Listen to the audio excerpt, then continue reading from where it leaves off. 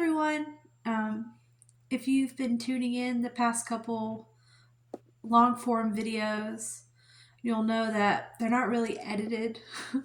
I did have a computer that I used to do a lot of edits on, and it broke. And I have a backup computer that can do like pretty much everything except for edit. It really doesn't want to edit. It takes its time. It complains. It gets moody. It drags.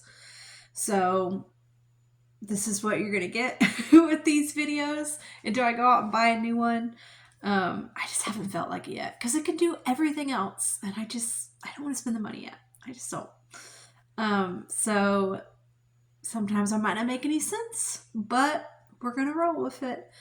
And today we're gonna start off with our 2025 garden, the late winter, early spring garden, and what I can get in.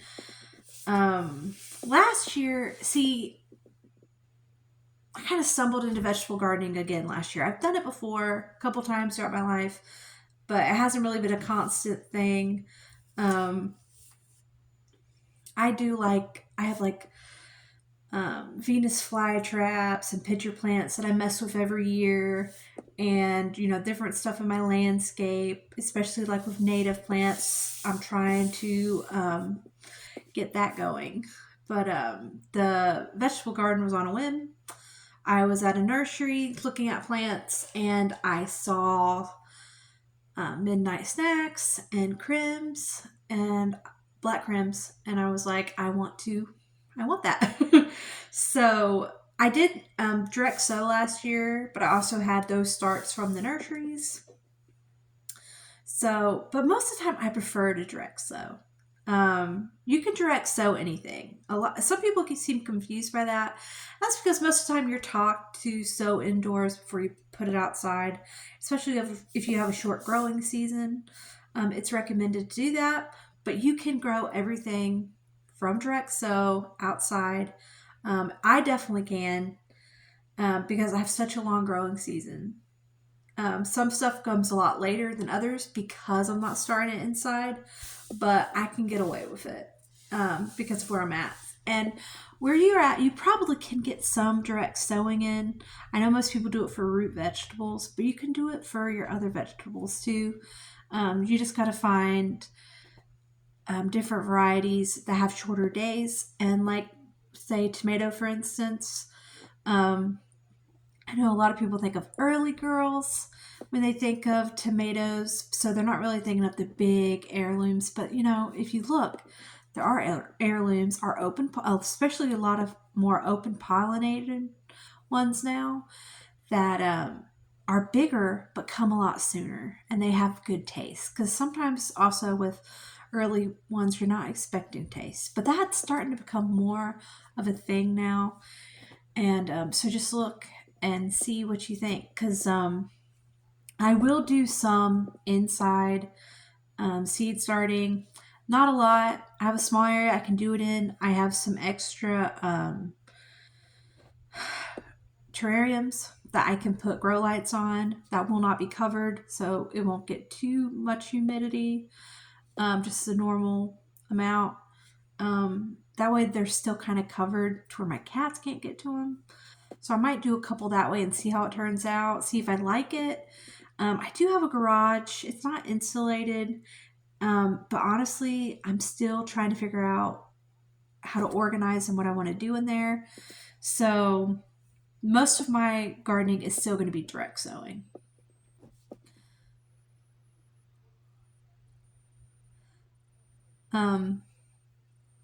But yeah, so sorry, I had a phone call coming in, but it's fine. Just spam.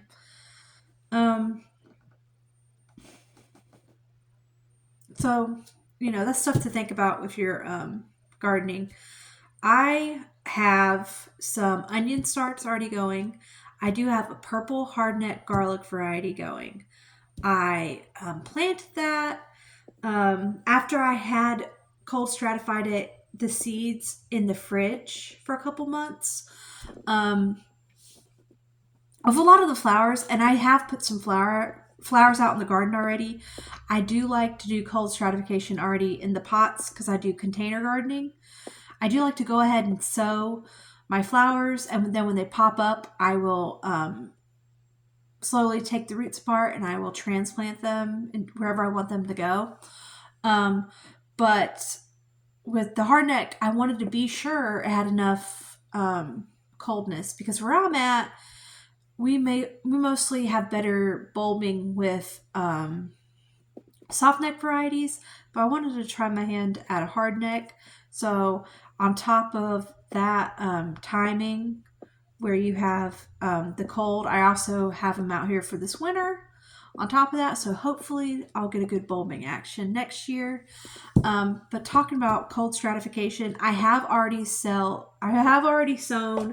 some Delphinium, Bales of Ireland, and different flower mixes that are Southeast native, and an edible flower mix that all could benefit from cold stratification. And I'm also going to put out there some chamomile, and anise, and some lavender. Those also benefit from cold stratification. And also, you don't necessarily need to cold stratify these, but when it starts to get a little warmer, but not too warm, I will also be putting pansies out there. This was a free mix that I got from Baker Creek when I ordered last year, so I thought I'd give that a go. But those are just some of the flowers that I will be doing this year. The ones that at least need cold stratification. I will also do sowing when it starts to warm up for the summer garden. But that's what I'll be doing for late winter. I think I'm going to try end of February, beginning of March. Because we do have a bunch of fall springs here where it warms up, but then it gets cool. But it's never, but even if it gets like a slight frost, it's never like deep penetrated frost for days. If I cover them, they should still be okay to get going. So I'll probably do that. And to start off with, to tell you what else I am planting, I will do my broccolis. I have some broccoli out there now in my winter garden from the fall. I planted late, so some stuff is taking longer to grow. The broccoli is forming heads. It's just taking its time, but it's already starting to warm up. We had snow last week, but this week it's already in the 60s, fall, spring. So they'll have a couple of weeks of some warming themselves up, so I'll get some growth out of them. I have that. I have radishes. I have rutabagas. I have cilantro that's still growing, dill and parsley that are still out there, some lettuces, and some bunching onions that are all still working for me. Oh, and Brussels sprouts.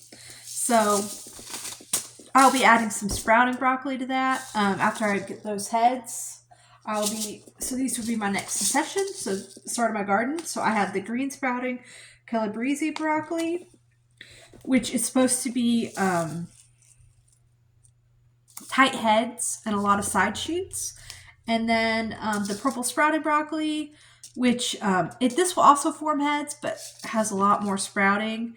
And fresh eaten, it will still have that purple tint, but when you cook it, it will be green. And to finish that off, I'm also going cauliflower.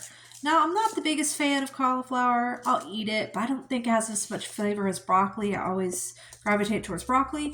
But this one, the Fioretto 60, it is thinner stems, and there's heads on it, but it's not like a big head. It kind of reminds me of sprouting broccoli or broccoli rabe head, where it's just not as thick. It's thicker.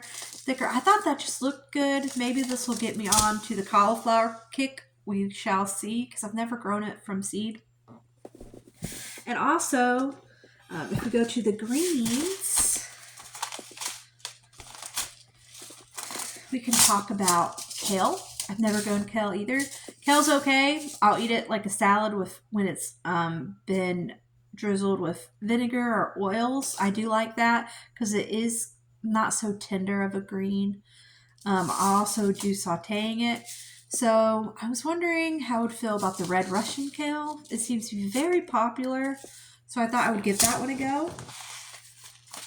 But speaking of sauteing, I'm also going to do some Swiss chard. I found out last year that I love Swiss chard because it's not a vegetable that I normally gravitate towards in the grocery store, but it works through the cold, it works through the heat, and I mean, not cold temps, but it can last a pretty good while. And I like to saute it with my eggs in the mornings, and so I thought it'd be fun to do. I have yellow, and I have bright lights, which is white, yellow, orange, pink, and red. So it'll have a full display of colors, and I thought that would be fun to add.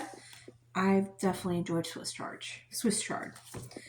And I also have a spinach hybrid because I grew American spinach. I still have some out there. And I want to see how a hybrid does. I want to see if, you know, if there is a big difference, because I'm only growing it for myself. My family doesn't really care for it. It's just one of those that's just to the side for them. So I don't want to grow that many plants. So I want to see if there's any benefit to growing a hybrid over the regular one. And if there's not, if the production's about the same, then I won't worry about it because it hasn't been that bad. And honestly, hybrid might be too much. I don't know. We'll see. And also, when it comes to the cabbage, I have an early Wakefield cabbage growing out there now, which it's a shorter seasoned one. So, especially since I planted it late, I wanted to make sure it had a good amount of time. It's growing its head now, finally, because I planted it late. But the good thing is where I'm at, it can get cold, but covering it up, most of the time I can get my produce to last. So now I'm going to try the all seasons cabbage. It's 80 to 90 days, and it's sweet, it's tender, it's hardy, and it's resistant to bolting. So I thought that would be good. And I'm also doing a collared cabbage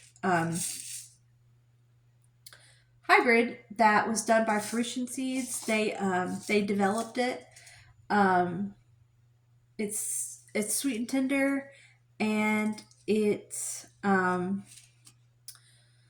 just looks gorgeous. It has shades of green from pink to purple in it. And I got the seeds before Fruition Seeds stopped selling. So we'll see. We'll see how they turn out because you can get baby leaves out of it too. So I actually do have a cabbage plant growing too. I forgot about that. And I need to actually pick that off because I like to have some in the freezer for whenever I just get in the mood to saute up some collard greens. Also, I have fallen in love with lettuce. We have out there now Tom Thumb, Butterhead, Butterbib, Tom Thumb, Paris Island, romaine lettuce, a musclid mix, and some American spinach. And I just enjoyed having that cut up and put into my salads, like the different textures and flavors and the colors from the musclid mix. It's just been gorgeous. So I want to try to grow some headed lettuce. I also want to try different variation in colors just to see because they can be so pretty. I mean, look at this. The first one is bronze Mennonite head lettuce from M.I. Gardner. It is supposed to be tolerant to heat because it's low profile to the soil. But look at the bronze tint on the green leaves. I just think that just looks so pretty. And also, I have two speckled varieties.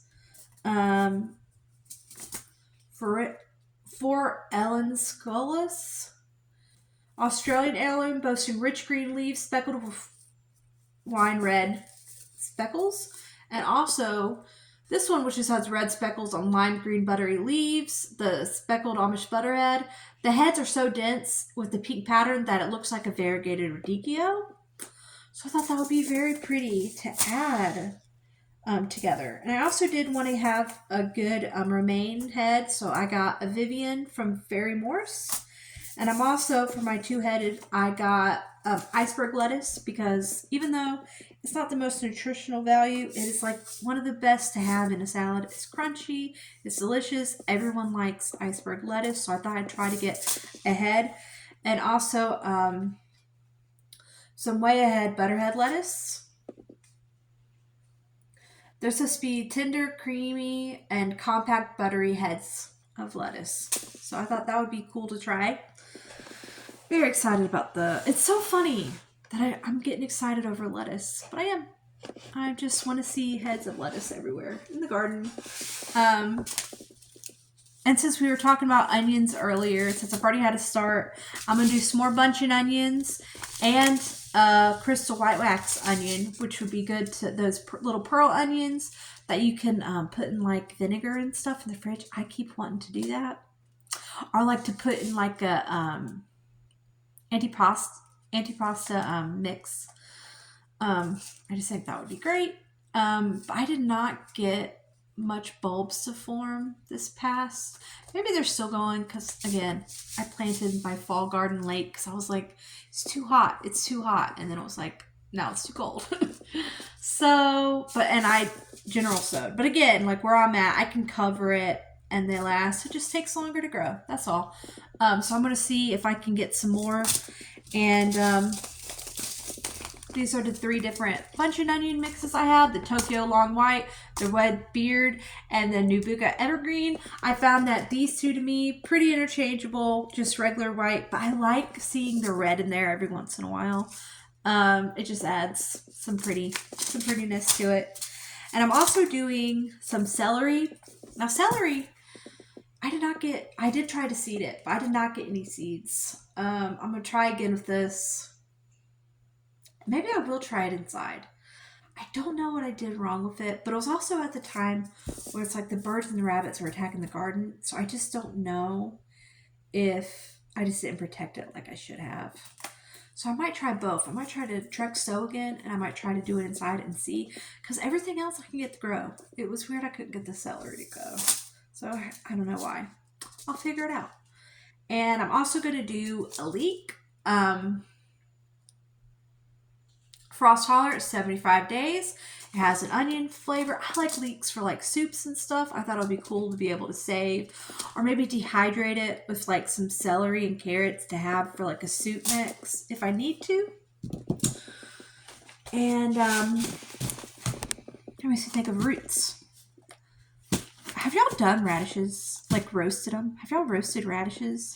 I finally did this year, and I should have done it sooner. It was great. It was delicious. I like to save for the fall the longer, denser radishes.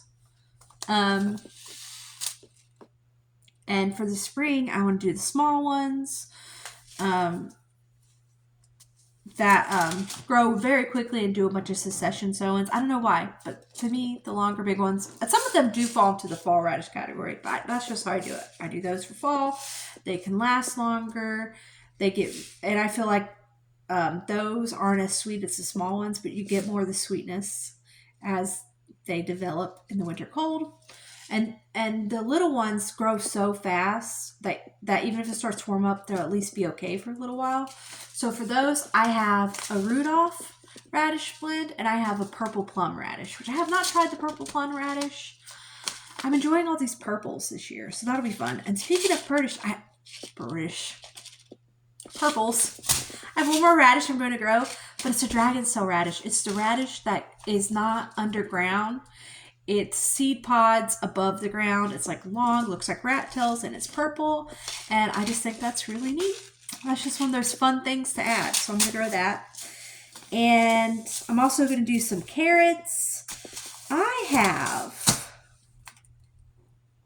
a bunch of carrots growing now. So these are pretty much like succession growing of carrots. I have some coral, so I'm almost out of, and I'm going to plant some more because these were very good. These were free seed packets from Baker Green. I never actually ordered these, but when I run out, I might get more because my family really enjoyed these. And I want to try the Red Corps Châtenay ones. It's a French variety that's supposed to do good in heavy soils and has long, wide shoulders. So I thought that would be fun to try. And I wanted to try the Shin Kuroda. They're heat resistant and high moisture. So it's supposed to be very sweet. So I'm hoping it will be. And I do have a couple purple growing, but this is a new variety that I just got from the Southern Exposure Seed Exchange. It's the Purple Dragon, and it's purple on the outside and orange carrot on the inside. I'm just going to go for it. Just going to go for it because I've been enjoying carrots, and they have such a long shelf life. And you can leave them in the ground over winter. As for the spring ones, I'm going to have to, get them out probably as soon as I can when it starts to get heat and very hot. But carrots, man, they're delicious. They're one of the perfect garden things if you can get them to grow. I do where you have the soil wet, and then I sprinkle them on top. And I do a little bit more moisture. I do not cover them with soil. I cover them with cardboard that I just cut and place on top. And I water down the cardboard so it stays in place. And I check on it every once in a while. That's it. That's all I do for the carrots to get them to grow. I'm going to try kohlrabi.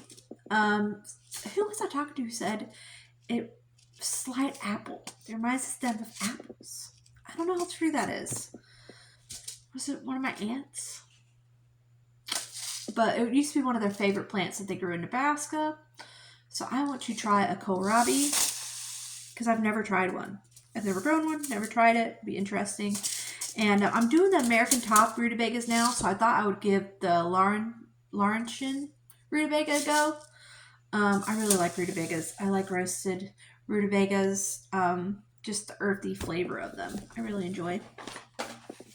And last up for the early spring garden is peas. I need to grow more. I didn't grow enough because these are just like small pea pods. Well, these were normal ones, but I didn't grow enough of them for enough of a harvest. I pretty much just snacked on them. So this time around, I want to grow a whole bunch, see how much I can get out of them, get a couple good dinners out of them before I pull them up. But I got the Tom Thumb one because I have a lot of little containers I can just fill up and put around the garden, and the Green Arrow pea. I'm gonna try. I have some growing now. They didn't do that great. They're still out there. They're still going. It's just, I don't know if regular peas are just going to do it in the garden. I'll tell you what does it in my garden. I don't know if it's enough spring or fall for it. You know what I mean? Like it has a good amount, and then it's just either extremely hot or extremely cold. So I'm not extremely cold. It's a good cold compared to some places. I know. But still, they're not growing much during that cold. So you go back and forth. They might do better as it warms up, though. Maybe that's what I should do. Maybe I should just do fall and let them be. And then really let them get their production as spring rolls in. Maybe that's what I need to do. We shall see. But the peas that do really well here are the snap peas. And I love the fact that I have 3 different varieties, so I can have different colors. We have the Spring Blush, which is a purple, but it's not completely purple. You get some greens and some greenish on it. It's a lighter purple than the Sugar Magnolia purple.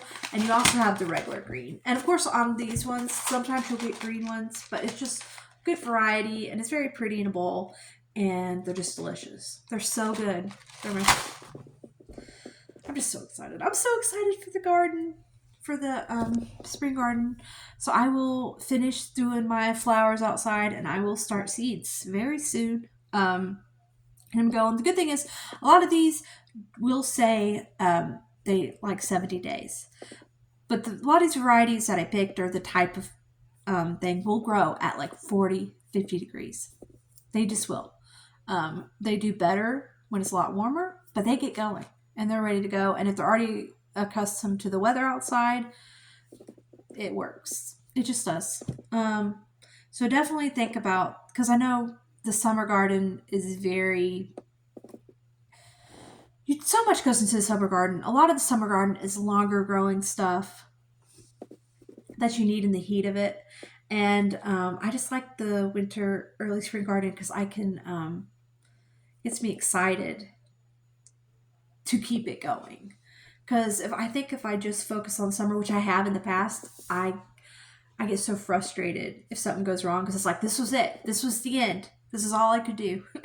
But it's nice to try and get the winter and the fall garden going. So you're constantly doing something year round.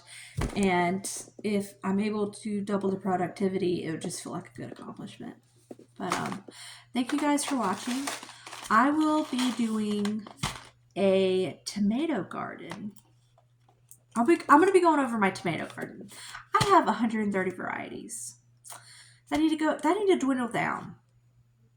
Maybe to like 30. Could I fit 30 in my garden? Maybe, perhaps. Maybe not all of them. But I need to dwindle it down so I can just focus on those seedlings because I cannot grow 130 tomatoes. I want to grow 130 tomatoes, but I cannot grow 130 tomatoes, especially if I want to grow other vegetables. So I will do a video of the different types that I have and try and decide what to get. And maybe you guys can help me decide as well which ones you like from the list that are your favorite that you would grow. If there's some that I need to try that maybe I should add to next year's garden, that'll be good to know. So I think that's what I'm going to do over the next couple of videos, is just try and figure out what tomatoes I need to grow, because there's so many types and there's so many uses, and I just want to just see. But I also want ones that could be tried and true that I should just grow every year, and then maybe try some experimental ones, because I don't even have really many tried and trues. I will probably always have a German Johnson in my garden because to me that tastes like summer, because around here at the farmer's market, like, that's one of the main tomatoes that you've always had. It's that good pink. There's a sweetness to it. It's just a good tomato. That's just what I'm used to. So I think that might be one that I always have. But other than that, like the other ones I used to grow from the box store, like, the Better Boys and all that stuff, it's not that they're bad. It's just that, I don't find as much joy in those. I want to find some good heirlooms and open pollinated varieties. I'm still going to have some hybrids, of course, but honestly, with the hybrids that I get, if I like them enough, I may try and see, because they won't grow true to type, but maybe I can get some F2, F3, like try and grow it out and see if I can find a plant that I do like, that will always grow. Because that's what I want. I want to eventually have tried and true plants. That's why I have so many going in. Because I want to get to a point where I'm like, I will always grow these. These are the ones I'm always going to grow. And I'll just have years and years and years of seeds. That these are my tried and true. These are the best you got to have in your garden. That I could tell to my child, when he gets older, like, this is what you need to have. Or like if there's another family member, I can say this is for sure. Because I'm not there yet.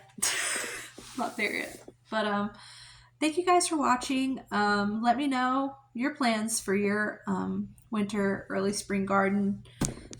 Yeah, down in the comments below. Let me know, because this has been fun. It's getting exciting. The growing season's here. So thank you guys for watching. Bye.